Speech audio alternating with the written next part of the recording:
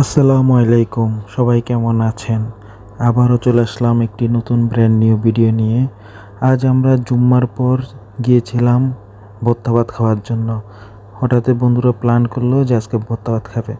আমরা চেয়েছিলাম অটোতে যাওয়ার জন্য, পরে একটি বাস পেয়ে গেলাম, বাসে করে চলে গেলাম তামান্না বেড়িবাঁধ। এটা হচ্ছে চটবাড়ি, সবাই চটবাড়ি বললে চিনে অথবা তামান্না বললে চিনে। হ্যাঁ, আমরা একটা বাস পেলাম, হানিফ বাস, ওইটাতেই উঠে গেলাম। যাওয়ার ইচ্ছা ছিল অন্য বাসে, কিন্তু এই বাসটা পাওয়াতে আমাদের অনেক উপকার হয়েছে, খুব তাড়াতাড়ি চলে যেতে পারছি। হ্যাঁ, আপনারা দেখতে পাচ্ছেন আমরা বন্ধুরা বাস যাচ্ছিলাম, এই যে আমরা চলে আসছি আমাদের নির্দিষ্ট স্থান চটবাড়ি ভর্তা ভাত খাওয়ার জন্য।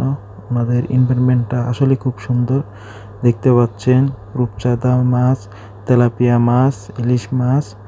এই তো তারা তেলাপিয়া মাছ ভাজছে। অর্ডার করলে তারা বেগুনও ভেজে দেয়। এই মচমচে তেলাপিয়া মাছ খেতে আসলে ভালোই লাগে গরম ভাত দিয়ে। আসলে আমাদের মূল উদ্দেশ্য ছিল ভর্তা ভাত খাওয়া। এই তো আমাদের চলে আসছে ভর্তা ভাত, 10 আইটেম, প্রত্যেকটা 2টা আইটেম করে দেয়।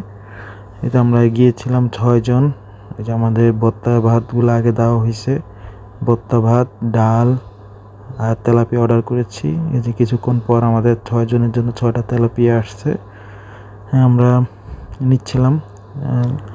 আসলে মাঝে মধ্যে ভর্তা ভাত খেতে ভালোই লাগে, আমরা যাই, মাঝে মধ্যে যাই ভর্তা ভাত খাওয়ার জন্য।